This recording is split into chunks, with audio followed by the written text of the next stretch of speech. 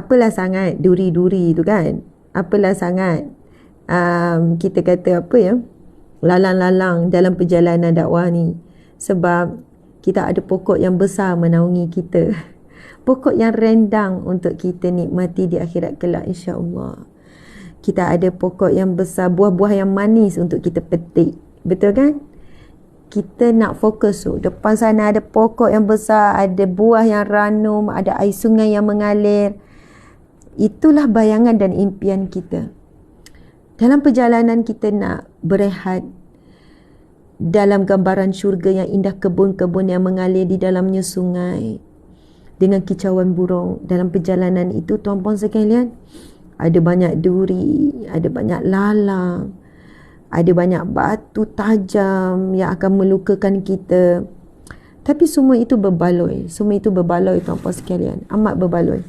Kesakitan kita lalui walaupun kita berdarah sekalipun berbaloi untuk kerehatan, kenikmatan yang begitu jelas Allah nyatakan di dalam Al-Quran. Maka kita teruskan perjalanan kita sampai nafas akhir, sampai kita mati di dalam jalan-jalan kebaikan. Masya Allah, subhanallah. Okey tuan-puan sekalian, sekarang kita buka kitab kita Riyadhus Salihin, kitab Imam Nawawi. Imam mazhab Syafi'i, kita ulama muktabar. Ulama besar dalam mazhab Syafi'i kita Imam Nawawi. Kalau kita baca sirah, sejarah tentang Imam Nawawi sangat menarik sebenarnya. Tapi kalau saya baca besok, saya baca nantilah. Hari Isnin minggu depan insya-Allah kita baca sirah tentang Imam Nawawi. Sebab kita baca kitab Imam Nawawi kan menarik juga. Subhanallah, tuan-puan yang mati Allah sekalian, insya-Allah kita tengoklah hari Isnin selalunya motivasi jadinya. Kita buka muka surat 171 kepada siapa yang ada kitab yang versi yang sama dengan saya, ataupun anda yang ada kitab Riyadhus Shalihin tapi versi terbitan yang berbeza, anda boleh buka bab yang ke-22 iaitu bab nasihat. Kita akan membacakan bab yang ke-22 sebab apa-apa versi kitab Riyadhus Shalihin kita tak akan jumpa perbezaan dari sudut nombor bab dan juga nombor hadis. Dia akan selari. Kitab Riyadhus Shalihin ataupun maksudnya Taman Orang Soleh, ada kitab akidah dan tasawuf. Itu yang paling utamalah pengisiannya. Menghimpunkan hadis-hadis yang sahih riwayat Bukhari dan Muslim, dan hanya sedikit sekali hadis hasan. Itu pun hadis yang kuat. Kalaupun hadis dhaif, kita masih lagi boleh belajar dan beramal dengan hadis dhaif, tuan-puan sekalian. Ia tetap hadis dan kita tak boleh menolak hadis dhaif. Cuma ia dhaif itu masuk lemah dari sudut perawi, tapi ia tetap hadis Nabi. Yang kita tidak boleh beramal ialah hadis maudhu' ataupun hadis munkar, hadis rekaan, hadis palsu. Itu yang kita kena tolak terus. Jadi tuan-puan dimati Allah sekalian, masya-Allah, kitab Riyadhus Shalihin ini digunakan sebagai satu bahan kuliah, bahan bacaan, bahan pengajian di peringkat universiti, kolej, pondok, pesantren, madrasah, sekolah, masjid, surau di seluruh dunia, di ahli bahasa beratus bahasa. Ini antara kitab yang terbanyak digunakan di dunia pada hari ini. Dahsyat kalau baca sejarah kitab Riyadhus Shalihin dan bagaimana ia disiapkan oleh Imam Hujjatul Islam, Imam Nawawi. Okey tuan-puan sekalian, Masya Allah. Kita akan bacakan bermula daripada permulaannya, iaitu Allah Subhanahu Wa Taala berfirman. Bab yang ke-22 dalam kitab Riyadhus Shalihin, kita mulakan iaitu bab nasihat. Babnya adalah bertajuk nasihat. Allah Subhanahu Wa Taala berfirman, innamal mu'minuna ikhwah. Sesungguhnya orang-orang yang beriman, orang-orang mukmin itu adalah bersaudara. Dalam ungkapan bersaudara terdapat isyarat untuk menegaskan nasihat. Allah Subhanahu Wa Taala menegaskan di dalam surah Al-A'raf ayat 62, wa ansahu lakum wa ansahu lahu wa ansahu lakum. Ini adalah kisah Nabi Nuh alaihi salam.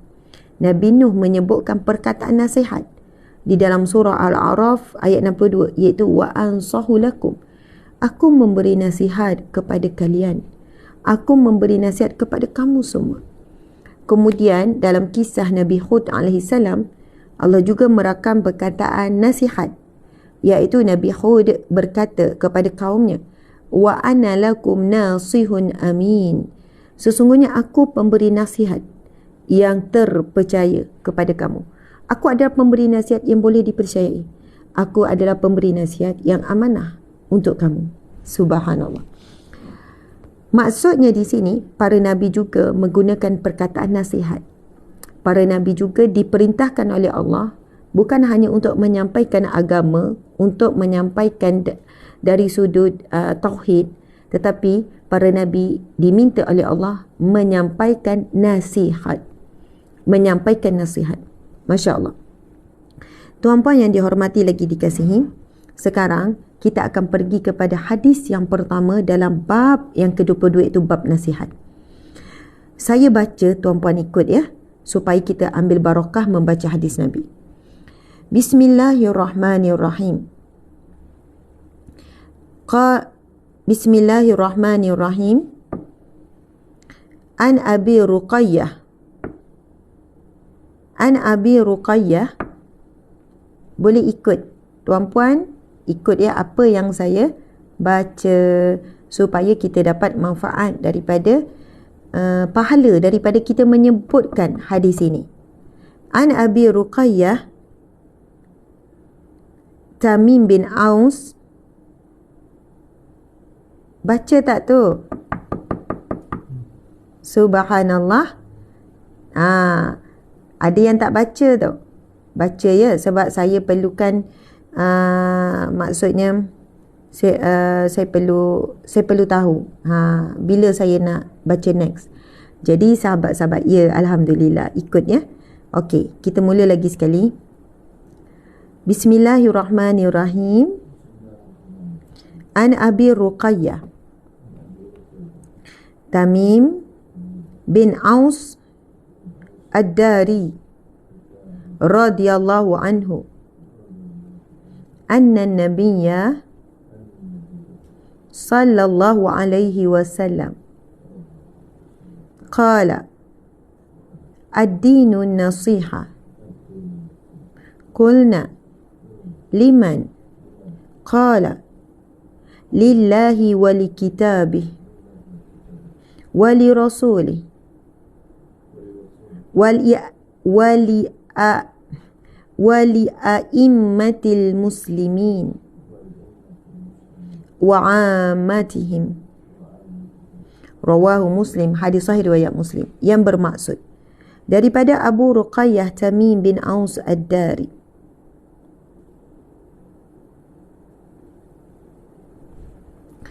agama merupakan nasihat. Kita semua bertanya, untuk siapa ya Rasulullah? Beliau menjawab, bagi Allah, bagi kitabnya, bagi Rasulnya, dan bagi pemimpin-pemimpin kaum muslimin, serta bagi umat Islam secara umum. Masya Allah. Allahu Akbar. Muslimin muslimat dimati Allah sekalian, Nabi sebut agama ini merupakan nasihat. Lalu kita semua bertanya, maksudnya para sahabat bertanya, ya Rasulullah, untuk siapa? Nasihat tu untuk siapa? Lalu Nabi menjawab, agama ini nasihat untuk siapa? Beliau menjawab, lillahi wa li kitabihi, bagi Allah, bagi kitabnya, bagi Rasulnya, bagi pemimpin-pemimpin kaum muslimin, serta bagi umat Islam secara keseluruhannya. Masya Allah.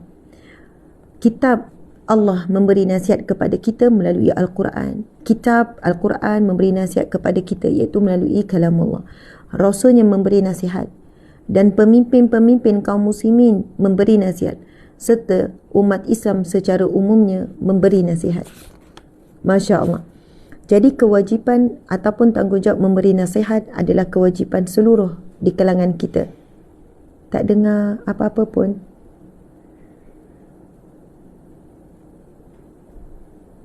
Ya, nasihat, memberi nasihat. Siapakah yang berkewajipan memberi nasihat? kita semua. Nabi sebut apabila ditanya, bagi siapa? Agama merupakan nasihat. Lalu para sahabat bertanya, siapa?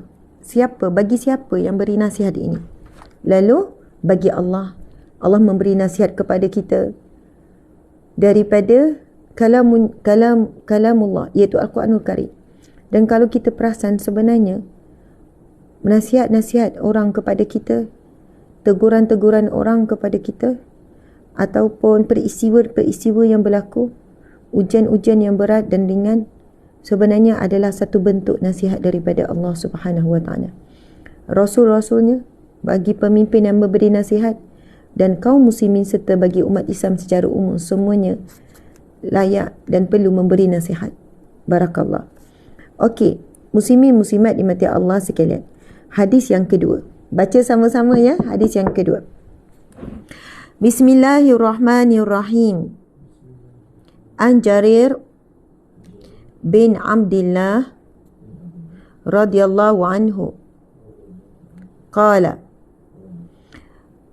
bay'atu Rasulullah sallallahu alaihi wasallam ala iqamis salah wa ita'iz zakah wan nushi likulli muslimin. Muttafaqun alaih. Hadis riwayat Bukhari dan Muslim yang bermaksud daripada Jarir bin Abdullah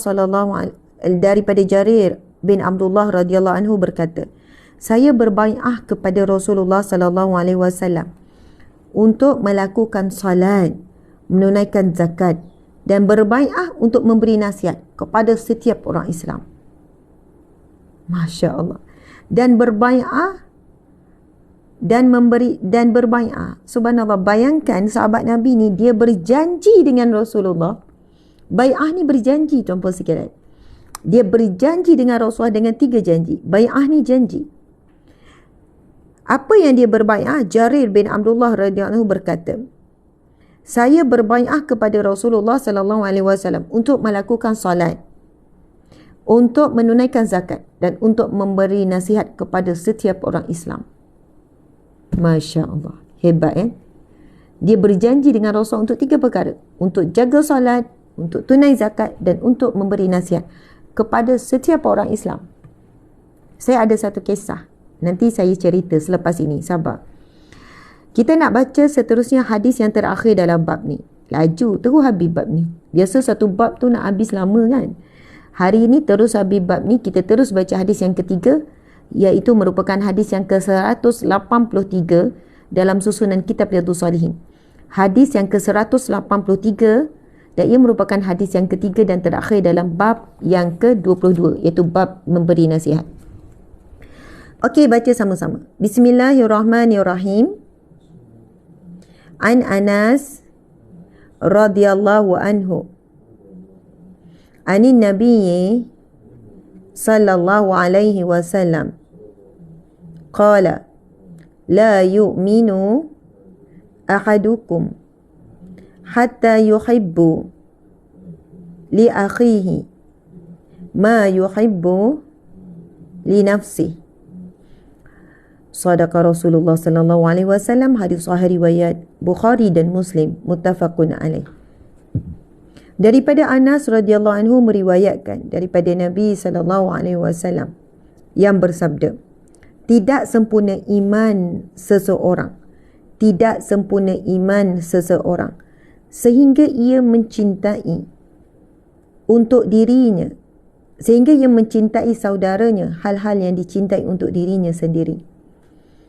Ini hadis yang masyhur, selalu disebutkan, la yu'minu ahadukum hatta yuhibbu li akhihi ma yuhibbu li nafsi. Tidak dikatakan kamu ini beriman. Kamu tidak jadi orang yang beriman selagi mana kamu tidak mencintai untuk saudaramu apa yang kamu cintai. Kamu tidak suka untuk saudaramu apa yang kamu suka.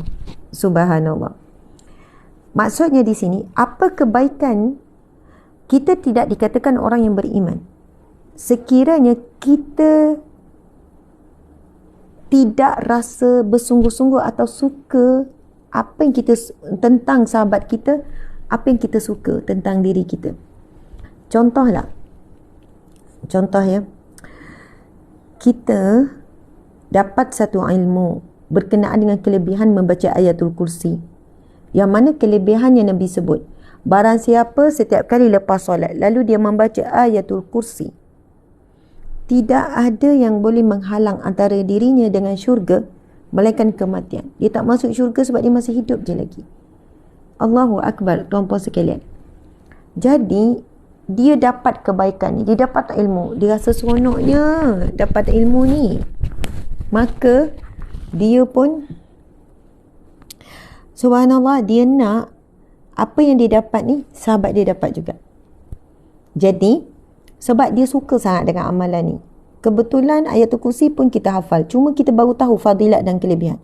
So kamu tidak dikatakan beriman selagi mana kamu tidak mencintai kawan kamu, kamu tak rasa sungguh-sungguh untuk sahabat kamu buat sebagaimana kamu dapat. Subhanallah. Kalau kita nak syurga Allah, kita nak sangat kawan kita pun dapat syurga.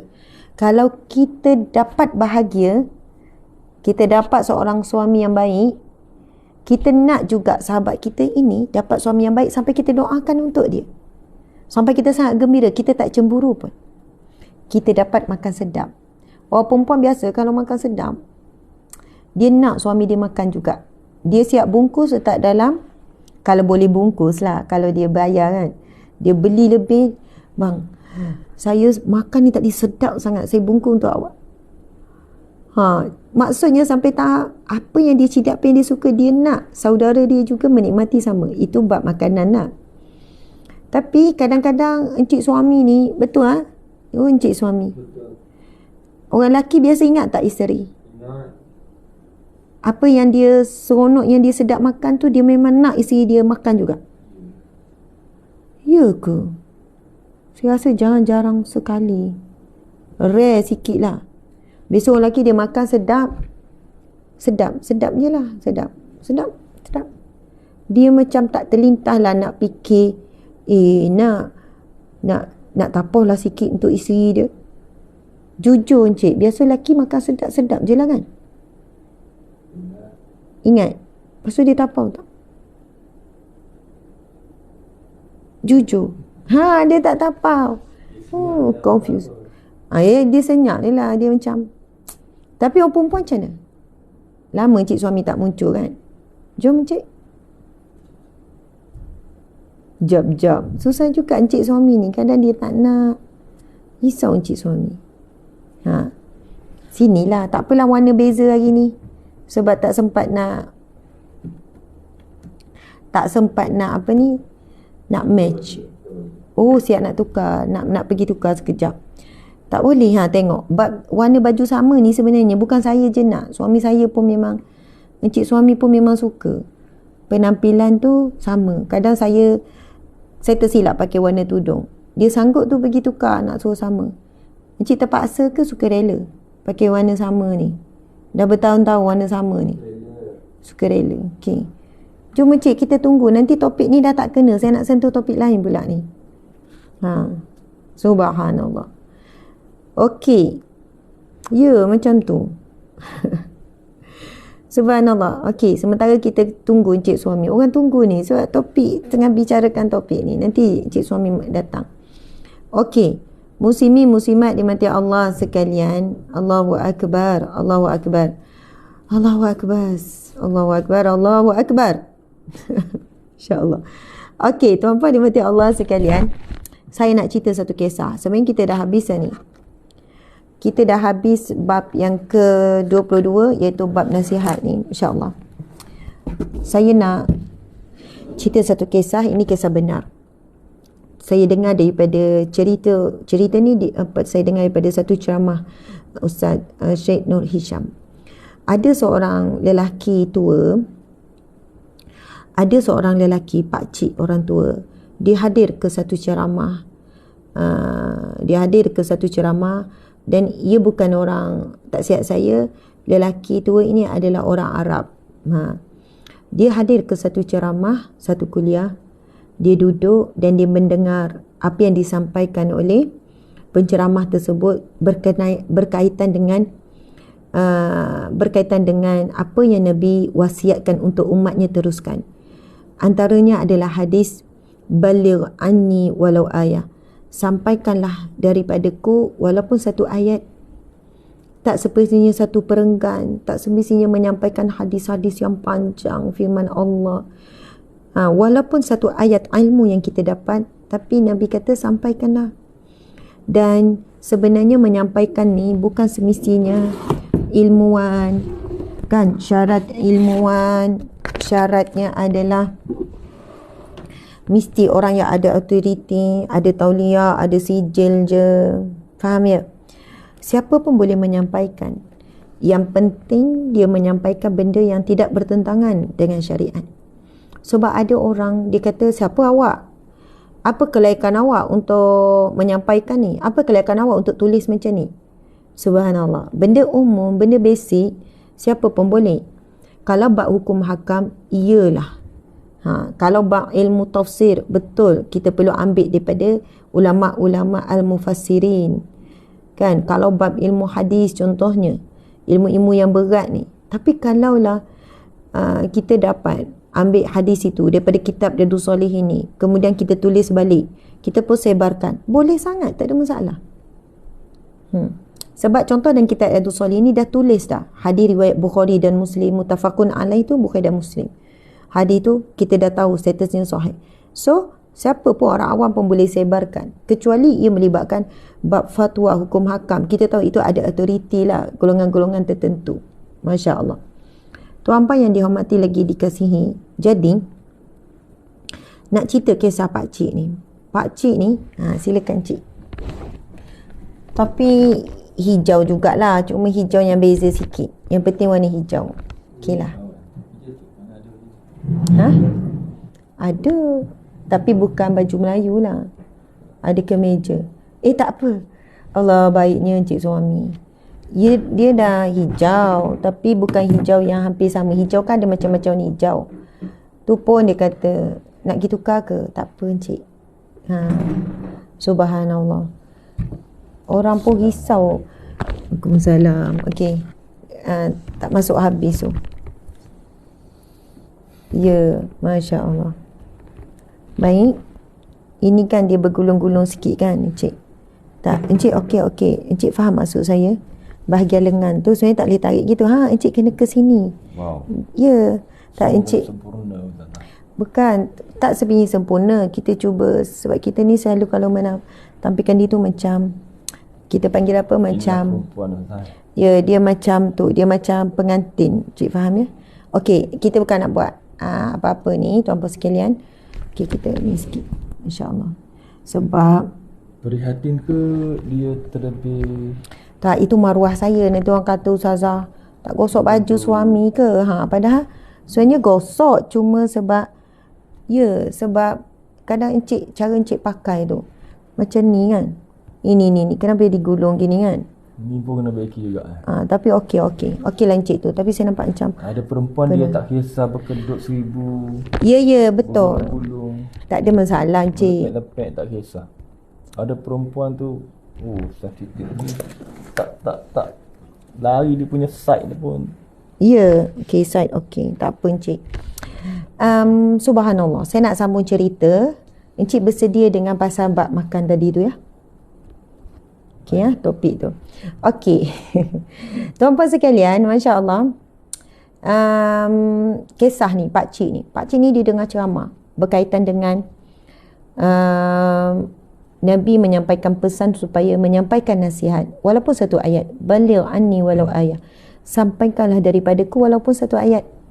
Jadilah umat yang suka menyampaikan ilmu, menyampaikan nasihat, menyampaikan motivasi, menyampaikan inspirasi.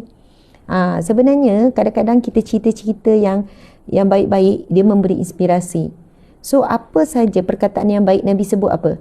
Kalimatun thayyibatun sadaqah. Kata-kata yang baik adalah satu sedekah. Itu Nabi SAW sebut. Bersabda, kata-kata yang baik itu semua sedekah. So, setiap hari sebenarnya seorang suami ada banyak peluang dan ruang untuk beri kata-kata yang baik. Melalui WhatsApp. Contohlah kan, kalaulah tengah hari, isteri ni duduk kat rumah, suri rumah, tiba-tiba suami WhatsApp. Masak elok-elok. Tak sabar nak balik petang ni. Saya paling suka masakan awak. Oh, isteri kat rumah melompat-lompat. Tinggi lompatan kena kipas. Seronoknya dapat kata-kata yang macam tu. Masa tu tengah stres nak masak apa, tengah serabut dengan anak. Ini contoh suri rumah. Tiba-tiba, moga awak okay, dekat rumah tu, miss you. Ui, seronok isteri dapat macam tu. Kalau isteri kat pejabat pula, kerja elok-elok, be strong, baby.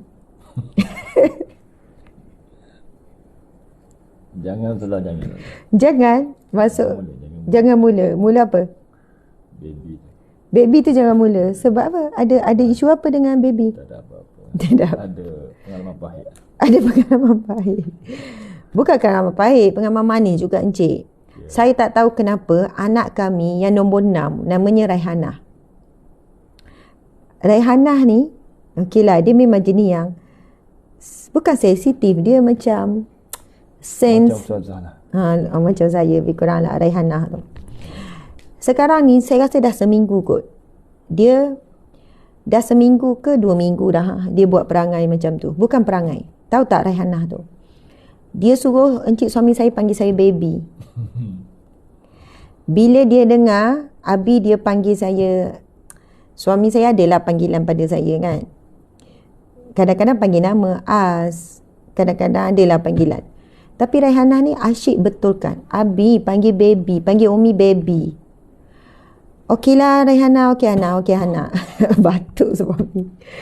Lepas tu saya rasa macam lawak suami nak panggil saya baby kan. Saya cakap, Hana, Umi dah tua nak panggil baby. Tak apalah, Abi panggil Umi baby. Bila Abi tersasul je panggil lain, Abi panggil baby, panggil Umi baby. Saya sampai duk tanya, kenapa Hana kena panggil Umi baby? Umi panggil apa?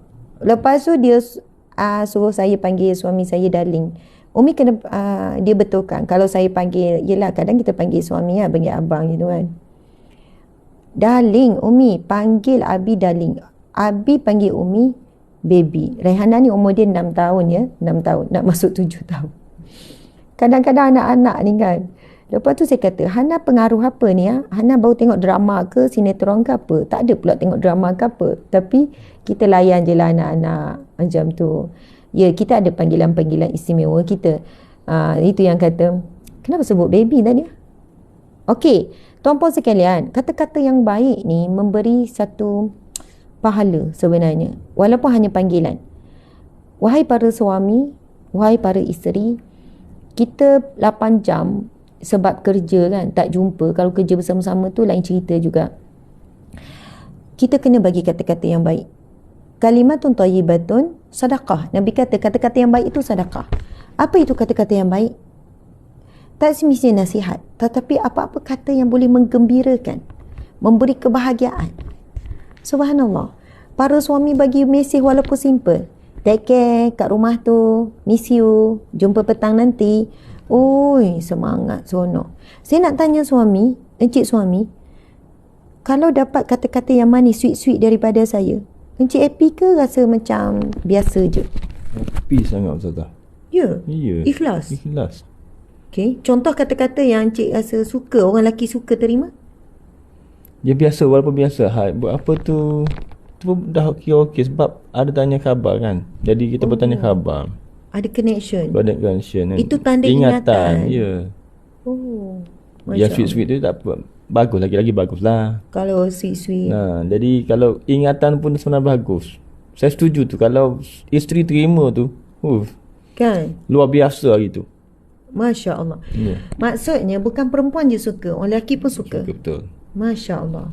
Jadi ia kena jadikan satu amalan rutin suami isteri. Kalaulah isteri jenis yang tak romantik, sebab ramai isteri yang tak romantik, suami je tu tanya khabar, isteri tak balas. So kita kena berubahlah sikit, sebab benda tu boleh diubah. Gitu. Okey, tengok pada suami, pada isteri tulis, kadang tulis panjang-panjang, suami balas K je. Okey, apa nasihat encik yang suami balas K je ni? Jadi susah jawab. Kita kadang pun jawab K juga. Gelak kuat lah pula. Tahu tak apa. Kadang tak jawab. Saya tulis. Saya memang jenis macam tu. Tulis. Sweet-sweet kan. Kadang tak jawab. Dia kata jawab dalam hati. Macamlah kita dengar suara hati dia. Encik, sila bagi nasihat. Dia tahu sendiri. Untuk rakan-rakan seperjuangan lelaki ni sama jenis dengan saya. Semua lelaki pun macam tu. Ramai-ramai macam tu. Ada yang membalas lebih panjang daripada isteri. Ada yang membalas terlamak pendek dan respon isteri tu lebih panjang pula lepas tu kan. Sebab apa ni K kan? Takkan K je. Itulah frust isteri tu. Isteri Jadi gaduh. Asal nak sweet jadi gaduh. Isteri macam Ustazah ni dia nak lebih. Sentiasa nak lebih kan. Jadi kalau kita belajarlah, kita ada proses belajar. Dan mencuba hari ni, kalau isteri hantar, isteri kena test pada suami hari ni. Kalau isteri hantar, kalau dia jawab K juga, kena ajar dia. Sebab mungkin dia tak tengok live ni. Ramai perempuan tengok kan, ramai isteri tengok kan. Jadi kalau suami dengar ni, cuba buat satu kelainan tau. InsyaAllah dia punya berbunga tu sampai ke petang. Dia jumpa petang tu, jumpa balik kerja masing-masing, senyum lebar dan sedap memasak. Walaupun penat tapi dia punya emosi tu terbawa-bawa sampai ada energi. Walaupun penat, dia jadi ada tenaga. Cuba buat kelainan satu hari. Betul. Saya tengok ada komen di IG tadi. Tahu komen apa? Dia kata suami saya maksudnya setiap hari akan call. Ini lagi power. Betul. Maksudnya dia kata suami akan call. Saya tak tahu itu suri rumah atau wanita yang bekerja. Tetapi bila siang hari, sama ada suami bekerja, isteri kat rumah pun berpisah 8 jam, ataupun masing-masing bekerja pun berpisah 8 jam. Tapi dia kata suami akan call. Betul. Untuk tanya khabar. Assalamualaikum, macam mana? Okey semua? Macam mana kerja? Betul. Lagi rare. Tadi dah luar biasa Ustaz jawab panjang sikit. Tu luar biasa dah. Lebih luar biasa suami hantar dulu. Suami WhatsApp dulu. Tadi reply lebih panjang. Itu luar biasa. Tapi kalau perempuan balas, dah abang ni buang tabiat buat apa ni pagi-pagi hantar patut tanya khabar ni. Pelik ni. Jangan jawab macam tu. Jangan respon macam tu. Buat tabiat ke? Buat apa ni, bagi gambar emoji yang love ke, happy ke, terbaik ke. Betul juga tu. Kadang dia baru nak berubah, tiba-tiba balasan isteri, ni buat tabiat, ada apa-apa ke? Dia syak bersangka yang buruk-buruk pula. Betul. Sebab itu sebabnya lelaki tak nak berubah tak? Ada alasan dia. Betul. Bila dicuba sesuatu, dia beri pendapat sesuatu, dia dapat pilihan. Dia dapat jawapan yang tak nak lah. Betul lah. Bukan luahan Ustaz. Bukan luahan. Mewakili lelaki. Mewakili orang luar lah. Maksudnya dia macam tergurisah dengan respon tu. Tiba-tiba dapat pilihan ke, dia dapat faham. Awak ni ada apa-apa niat ke ni? Contoh. Dia tak boleh macam tu. Lelaki ni memang dia, kalau dia setia tu mengalahkan setia wanita. Betul. Saya faham. Okey, baik Encik. Jadi tuan-puan sekalian, walaupun nampak biasa, nampak santai, tapi ia sangat bermakna sebenarnya. Kerana komunikasi adalah key of segala relationship. Komunikasi adalah kunci kepada semua hubungan. Hubungan ibu dengan anak, ayah dengan anak, adik-beradik, suami isteri, hubungan rakan sekerja, communication. So, communication sekarang semakin mudah, tetapi ramai yang tidak memanfaatkannya. Sebenarnya tulis take care kat pejabat tu setengah minit tak sampai. Berapa saat je? Perasan tak? Betul. Setengah minit tak sampai. Berapa saat je tu? Take care, I love you. Semoga Allah memeliharamu. Baru 30 saat saya rasa. Dapat doa macam tu saja. Tetapi impact dia boleh selama 8 jam. Dia punya happy. Ataupun awak dah sampai pejabat, nanti kalau dah sampai bagi tahu happynya. Masya Allah. Okey, baik. Saya tak habis cerita pasal pakcik tu ni tadi. Okey, baik. Tuan-puan sekalian, kisah pakcik ni begini. Dia dengar nasihat dalam satu ceramah yang mana Nabi menyuruh, sampaikanlah daripadaku walaupun satu ayat. Dia pun dengar ceramah tu, tapi ceramah tu memberi kesan dalam hati dia. Kesan apa dalam hati dia? Betul lah, selama ni duk dengar je orang cakap. Selama ni duk dengar kuliah, duk dengar ni. Tapi bila lagi aku nak menyampaikan? Tapi pakcik ni orang biasa. Bukannya agamawan, bukan ilmuwan, bukan orang berpengaruh, bukan apa. Dia kerja kampung macam tu je. Tapi hari itu mendatangkan kesedaran dalam hatinya, aku mesti menyampaikan. Walaupun kepada orang sekeliling. Lepas tu, dalam ceramah tu dia dengar satu hadis Nabi yang sangat terkesan di hati dia. Sebab dia orang Arab, pakcik ni orang Arab. Jadi, dia mudahlah nak hafal. Apa hadisnya? Iaitu, kalimatani habibatani ila rahman khafifatani ala lisan saqilatani fil mizan subhanallahi wa bihamdi subhanallahil azim. Dia dengar dalam ceramah tu tentang hadis tu dan dia nekat untuk dia hafal, dia pegang dan dia nak sampaikan kepada seramai mungkin. Seramai mungkin. Siapa saja yang dijumpa, dia akan sampaikan hadis Nabi ni. Tuan-puan sekalian, dia akan sampaikan. Itu nekat dia. Faham tak cerita? Seorang pakcik tua hadir dalam satu majlis ilmu, dalam satu ceramah, penyampai, orang alim menyampaikan ilmu berkaitan dengan kewajipan menyampaikan nasihat. Tajuk yang kita bicarakan dalam topik kita hari ini, menyampaikan satu kebaikan, menyampaikan walaupun satu ayat daripada Nabi SAW. Lalu dia terus set dalam minda dia, apa yang aku nak sampaikan. Lalu dalam ceramah tersebut dia mendengar satu hadis yang dibacakan oleh pendakwah tersebut, iaitu hadis yang saya bacakan tadi. Nanti saya akan sebutkan apakah maksud hadis tersebut.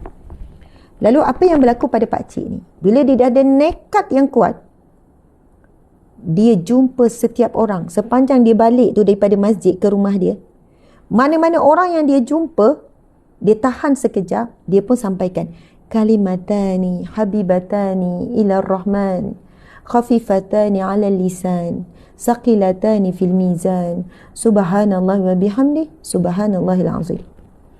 Setiap orang yang dia jumpa, dia tahan sekejap, dia kata sekejap, kalimatani habibatani ila rahman, dia ulang.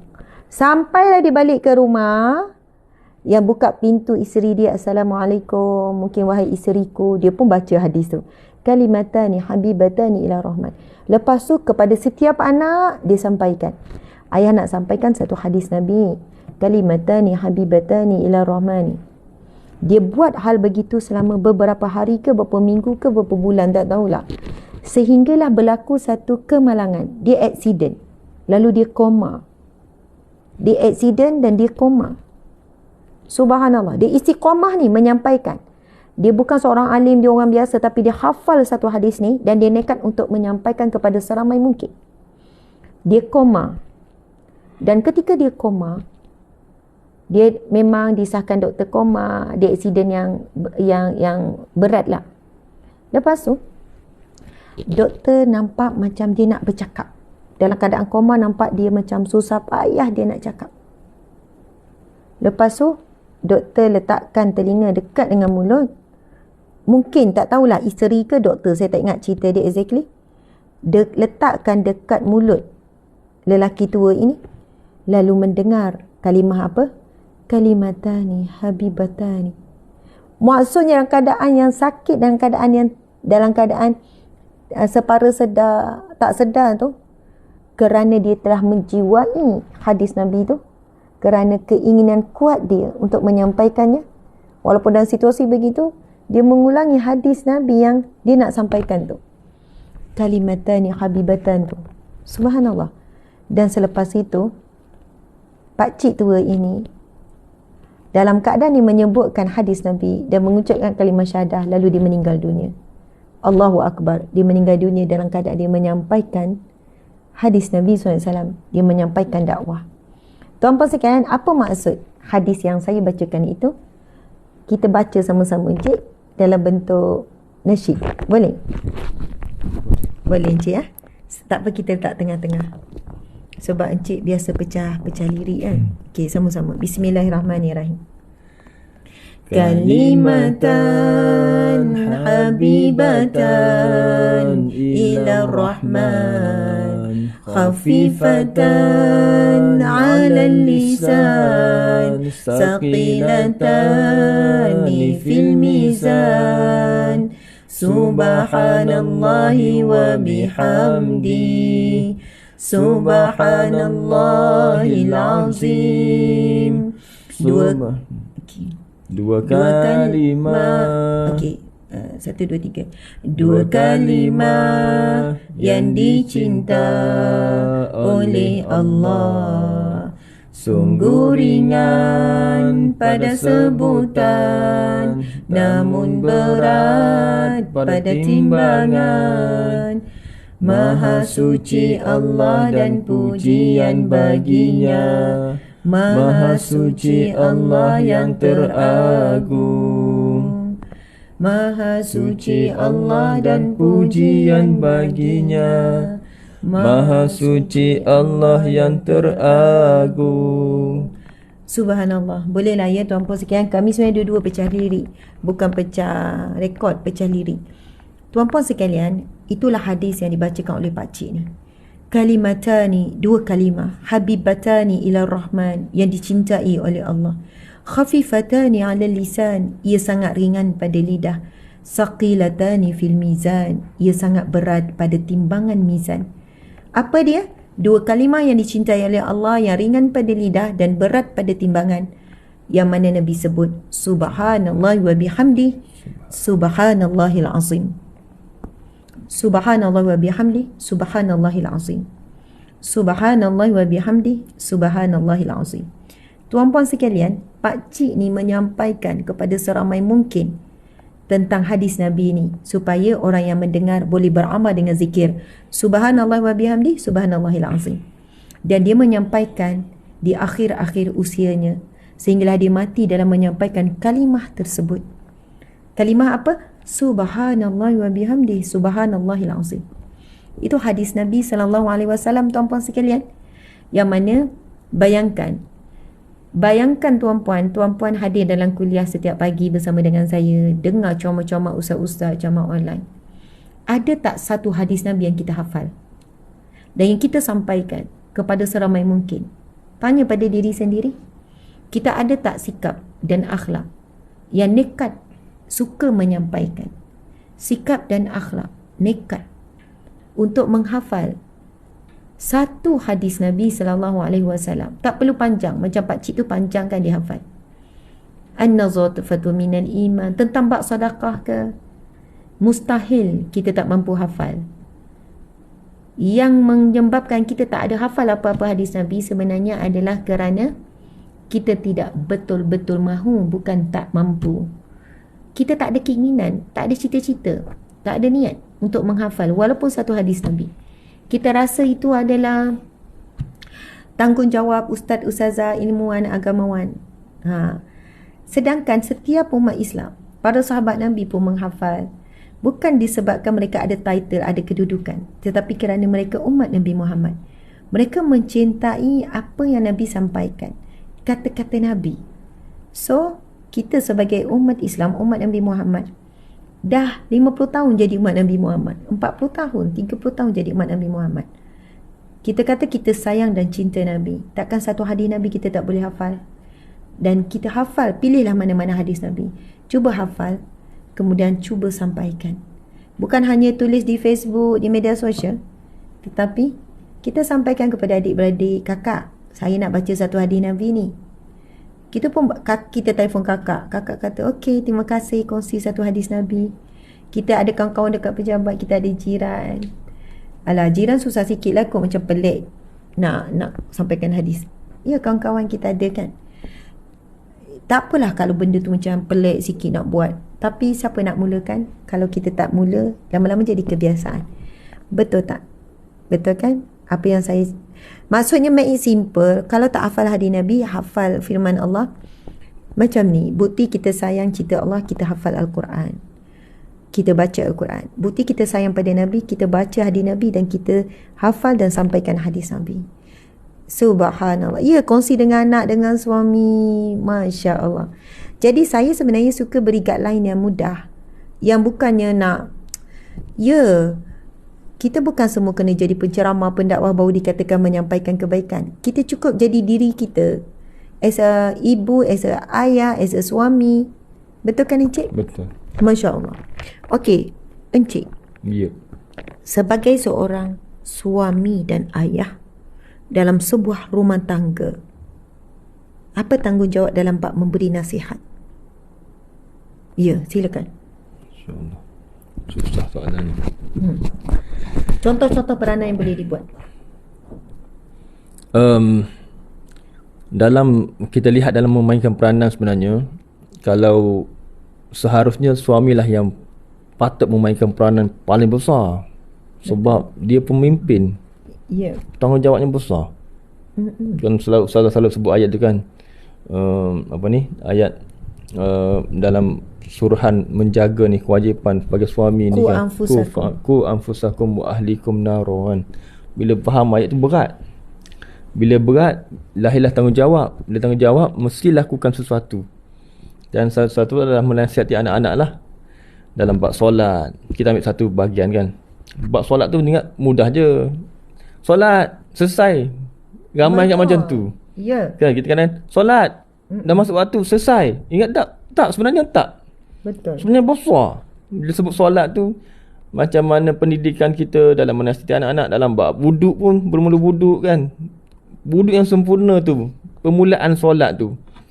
Macam anak ustazah kan, Ya. kan Imran contohnya, masuk bila ayat 4 minit dah siap wuduk kan. Ya. Kita kadang stop, tengok cek, siku tak basah belakang, Ya. kaki tumit tak kena. Ya. Jadi suruh balik. Maknanya penting ni permulaan wuduk tu. Kemudian tengok, perhati, ya Allah, anak aku akad takbir macam tu, rukuk macam tu, sujud macam tu. Ya Allah. Contoh. Itu gambaran kita dulu Ustazah, Masa kecil-kecil. kecil-kecil dulu. Jadi kita pun bila kita dah belajar ni, kata ni macam ni sebenarnya, tengok cara jari, angkat jari macam mana, perhati satu-satu. Jadi itulah antara peranan sebagai seorang suami di ruang solat terutamanya. Ya. Okay. Sebenarnya pendidikan solat adalah ibu kepada Semua. main kepada semua pendidikan. Betul. Maksud pendidikan anak-anak bermula daripada pendidikan solat. Betul. Solat ni luas sangat. Bermula daripada azan, rukun-rukun, bermula daripada wuduk, ajar anak lelaki azan. Betul. Itu Betul pun kan? satu tamparan lah bagi saya sebenarnya. Tamparan. Ya. Encik duk tengok saya tenung daripada tadi. Ya. Encik tak boring tengok saya je? Tak, betul lah. Kan? Pasal tak encik suami kalau dia mula bercakap, dia akan tengok saya je, dia tak tengok audience. Oh, kena tengok audien Yelah, tengoklah sikit-sikit audience. Kan nanti encik jemu pula tengok saya. tamparan gelak semua. Okay. Jadi bila anak kita azan, ya Allah, anak kita azan kan. Ya, betul. Anak kita azan, ya Allah, kenapa anak kita azan macam ni? Betul tak? Sepatutnya anak kita azan lebih bagus lagi. Anak ustazah ni Komat. komat kan. Jadi kita pun kena rasa, ya Allah, kena ajar anak kita azan dengan betul ni. Macam semalam kan, azan tak tinggal, subuh tak ada as-salatu khairum minan naum. Ini basic ni azan ni. Jadi kena tengok, kita kena rasa bersalah sebab pendidikan kita pada anak-anak ni kurang. Lepas tu menghadap TV, cara orang azan macam mana yang tepat kan. Maksudnya kena sensitif sebagai ibu bapa ni. Kita punya bapa lah. Saya mengajar diri saya sendiri, bukan mendidik orang lain.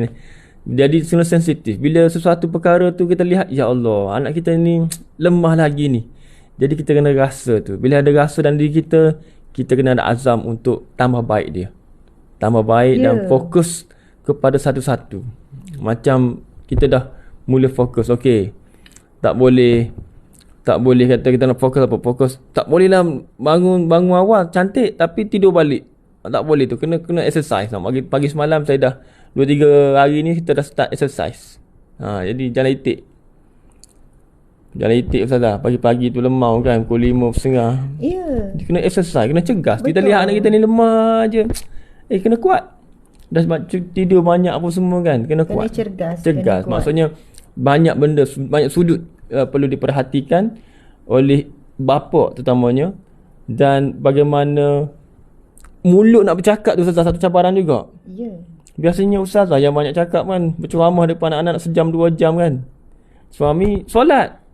Uminya, ini nak solat ni kena pakai baju Melayu elok-elok, kain ni, kain plekat apa semua. Tengok semua kemas, kopiah apa semua tak boleh. Lancik kadang orang lelaki ni dia sepatah je solat. Ya.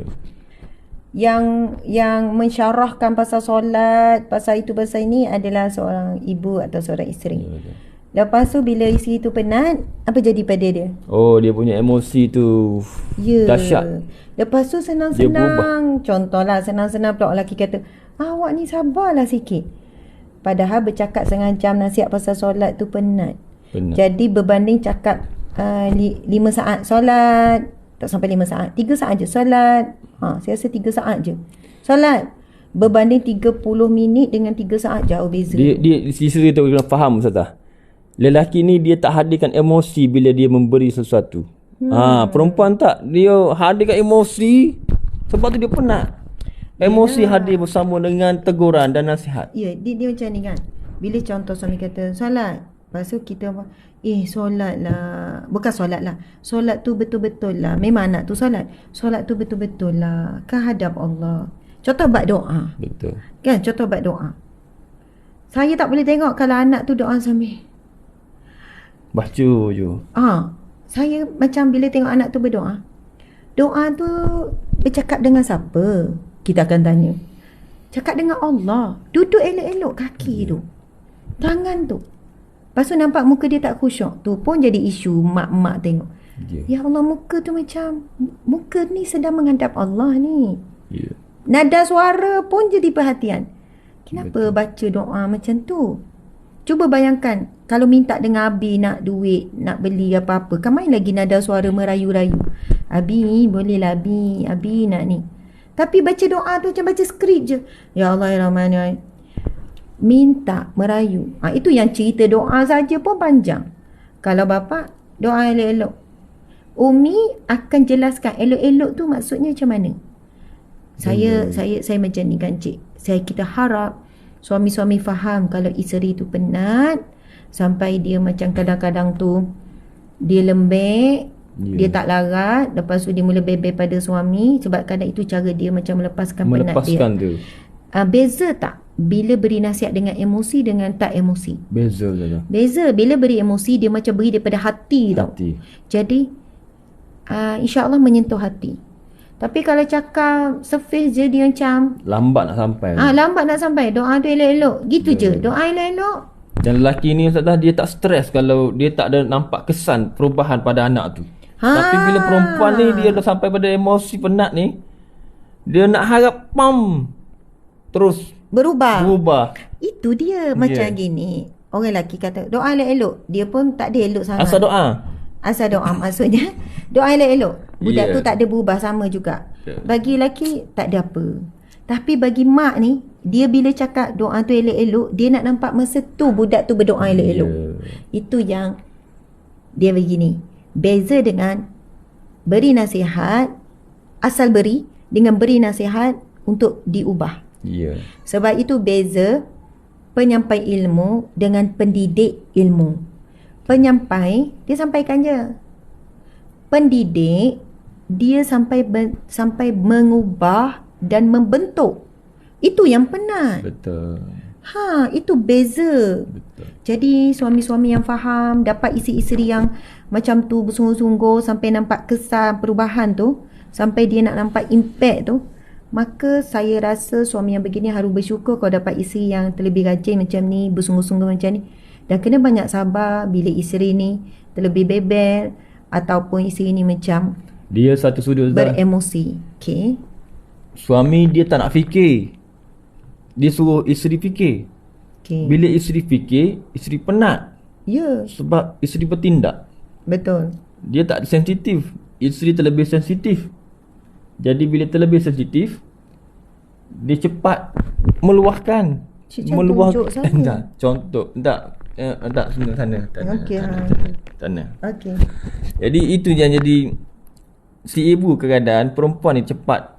Semua dia nak fikir kadang sebab suami tak nak fikir.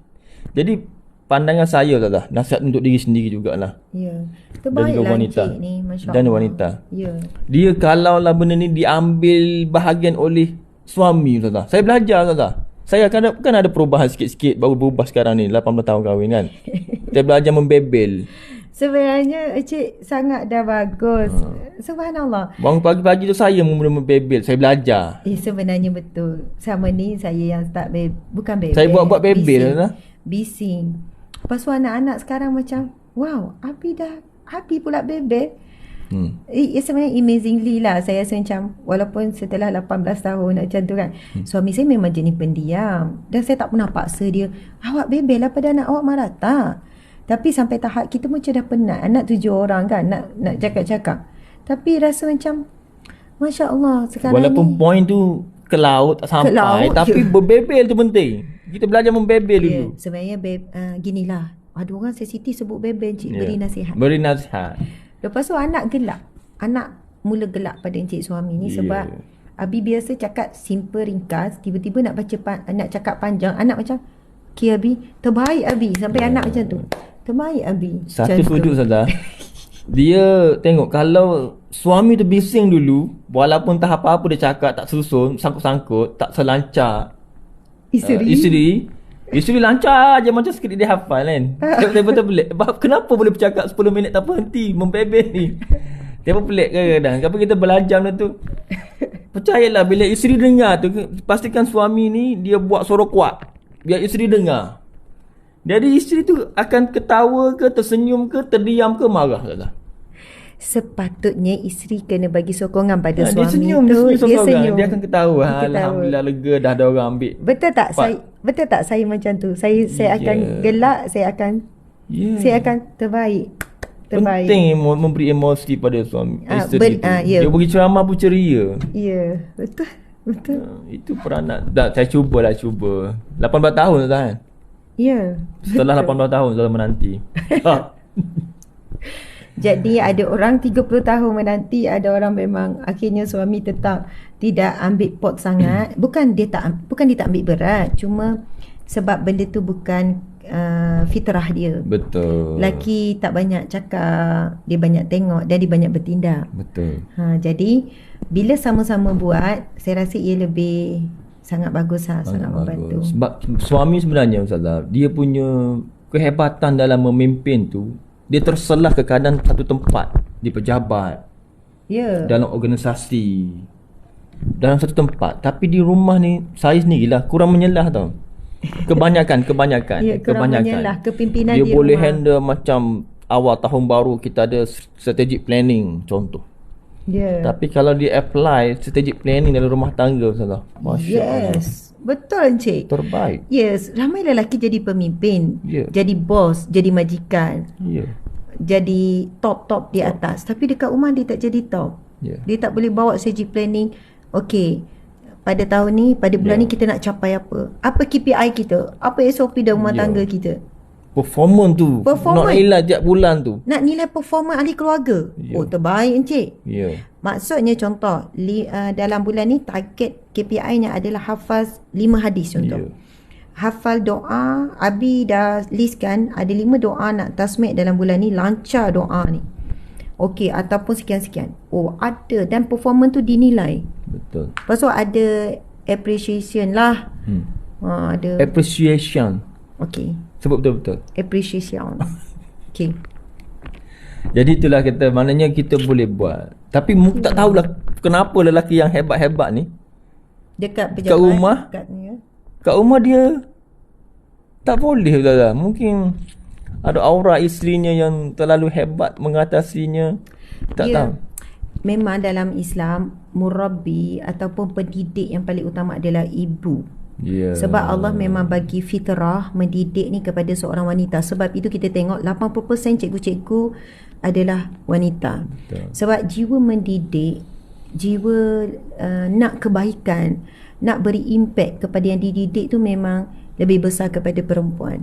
So dalam hal ini lelaki tak perlulah rasa macam dia teruk sangat kalau dia tak boleh nak perform dalam bab mendidik, Encik.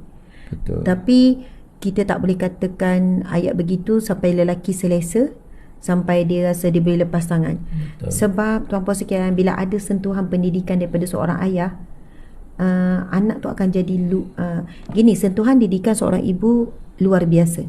Tapi bila ada sentuhan pendidikan seorang ayah, dia bertambah lagi luar biasa. Kalau saya sendiri, sentuhan pendidikan memang Alhamdulillah saya dibesarkan dapat dua-dua. Ayah pun jenis yang banyak cakap, yang akan cakap. Sebenarnya ayah lagi banyak cakap.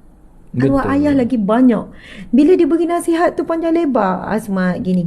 Kalau telefon sejam, 2 jam arwah ayah boleh cakap. Bagi pandangan, bagi nasihat, bagi gini. Mak pun sama.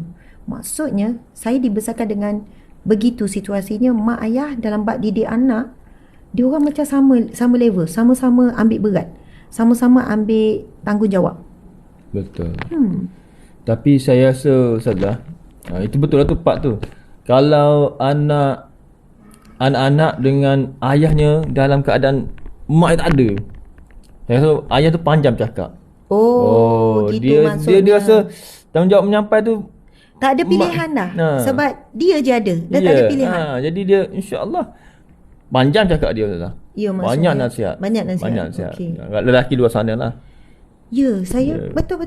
Saya pun rasa begitu sebab masih ada orang selepasnya. So dia rasa macam, tapi bagi isteri pula, lepas dia dah tak ada dah. So dia tak ada pilihan, dia kena cakap. Dia kena nasihat. Tapi bagi lelaki, kalau dia tak cakap, mak dia ada yang akan cakap. Kalau dia tak tegur, mak dia tegur. Tapi mak pula, kalau dia tak tegur, tak ada orang belakang dia dah. So dia paksa diri dia, walaupun dia penat, dia tak larat, dia tetap bercakap. Kesimpulannya, tuan-puan sekalian, daripada saya dalam bab memberi nasihat, tajuk Riyadhus Salihin kita hari ni bab memberi nasihat adalah tanggungjawab bersama, tapi mengikut kemampuan dan kapasiti masing-masing. Tak boleh kita buat alasan, saya memang tak pandai cakap, saya memang tak reti nak nasihat.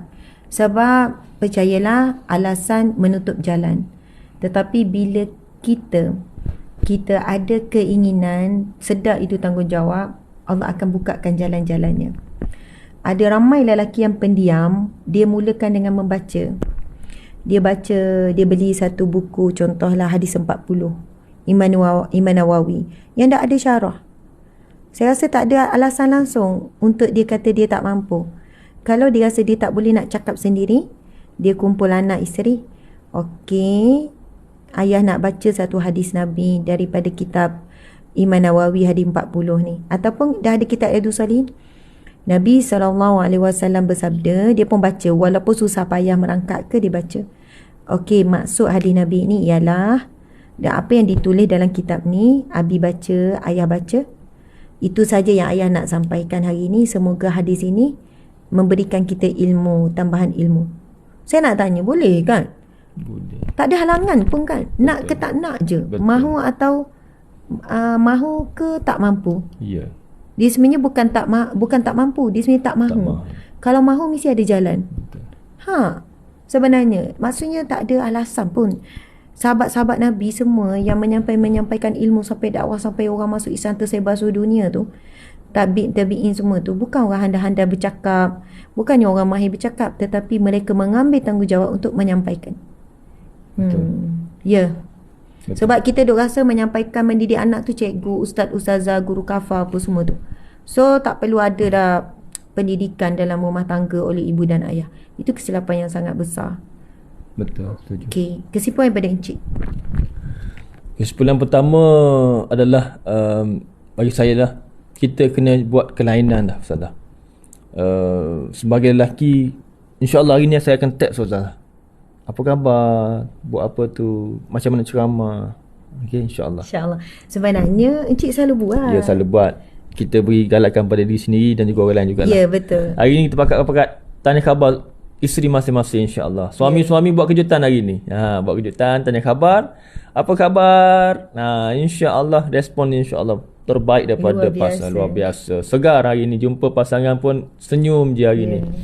Yang keduanya adalah peranan masing-masing dalam rumah tangga tu sangat-sangat besar dalam mendidik anak-anak yang di zaman mencabar ni, insya-Allah. Sangat-sangat mencabar bagaimana pendidikan tu. Yang ketiganya, kena join strategic planning dalam rumah tangga, khusus nanti kita akan buat, insya-Allah. Insya-Allah kita akan buat webinar tentang strategic planning rumah tangga syurga. Ataupun buat seminar terus, jumpa 50 pasangan terpilih. Okey, seminar Ramai yang berdepan. memerlukan, mungkin bukan kita perkongsian, bukan mendidik, perkongsian. Betul. Berseminar dalam bersemuka ni 50 pasangan saja buat. Boleh insya-Allah. InsyaAllah boleh buat. Okey, insyaAllah. InsyaAllah. Terima kasih banyak Encik. Encik telah memberikan Kami poster untuk ceramah hari ni. ceramah ini. Terima kasih. Sebenarnya Encik memberikan perkongsian yang sangat bagus, sangat telus, sangat jujur daripada seorang lelaki. Bukan senang ya. Lelaki nak sebutkan perkara-perkara begitu untuk dirinya dan untuk pada lelaki yang lain. Dan kami juga mohon maaf kalau ada perkongsian kami tidak menepati kan. Tidak sepatutnya. Terima kasih kepada semua. Masya Allah, saya ini pun sebenarnya boleh buat terbalik kan, sebab dia orang boleh ada cara buat terbalik. Saya ada ceramah sekejap lagi 10.30 di Taman Keramat Permai Kuala Lumpur. So saya nak kena gerak dah ni. Segera dah, kalau tak lambat sampai. Ini dah lambat dah sebenarnya. 10.30 saya punya, sebab saya bergerak daripada Seremban, jam apa semua highway. Surau Darus Saadah Taman Keramat Permai. Okey, insya-Allah untuk orang Negeri Sembilan, esok ada dekat Masjid Karyah Kampung Penajis, Rembau Negeri Sembilan. Kampung Penajis, Rembau Negeri Sembilan. Jadi tuan-puan sekalian, itu saja pengumumannya. Semoga kita bertemu sekejap lagi dekat Surau Darus Saadah Taman Keramat Permai Kuala Lumpur. Sahabat-sahabat tuan-puan sekalian, moga bermanfaat perkongsian pada hari ini. Kita tangguhkan dengan tasbih kafarah dan surah Al-Asr. Bismillahirrahmanirrahim. Subhanakallahumma wa bihamdika asyhadu an la ilaha illa anta astaghfiruka wa atubu ilaik. Bismillahirrahmanirrahim. Wal 'asri innal insana lafi khusr illa alladhina amanu wa 'amilus solihati wa tawassaw bil haqqi wa tawassaw bis sabr. Subhanallah. Encik, ada tulisan ni Bella nasi lemak. Dia tulis nasyid lu Ustaz satu. Oh, encik memang ada peminat untuk nasyid. Besok. Encik sebut tu satu janji. Esok tau, esok. Soalan awak ni. Okey, hari ni saya dah lambat dah. Ustazah, nak habiskan 1000 tahlil sehari atau zikir ayat hadis ni sahaja sudah memadai? Bagus soalan ni. Dia nak terus beramal. Tuan-puan sekalian, pasal amalan ni, kita boleh decide mengikut kemampuan masing-masing. Kita boleh je beramal dengan zikir yang saya sebut tadi tu. Subhanallah wa bihamdi, subhanallahil azim. Bolehlah nak baca 10 kali seharian tu. Nak zikir la ilaha illallah 100 kali. Tak semestinya la ilaha illallah 1000 kali tuan-puan sekalian. Maksudnya lepas tu kita dapat ilmu tentang zikir, contohnya zikir rahmat yang kita amalkan, la ilaha illallah wahdahu la syarikalah 100 kali. So yang paling utama Nabi sebut apa? Amalan yang paling dicintai oleh Allah adalah amalan yang sedikit tapi berterusan. Walaupun sikit tapi istiqamah. Itu lebih utama daripada banyak tapi kita tak mampu nak istiqamah. Tapi kalau banyak mampu istiqamah, itu lebih baik lah. Banyak mampu istiqamah, itu lebih baik daripada sedikit istiqamah. Tapi kalau amalan tu banyak, seminggu sekali baru boleh buat, maka lebih baik, sebab kita tahu kita tak mampu banyak istiqamah, kita ambil sedikit istiqamah, insya-Allah. Assalamualaikum warahmatullahi wabarakatuh.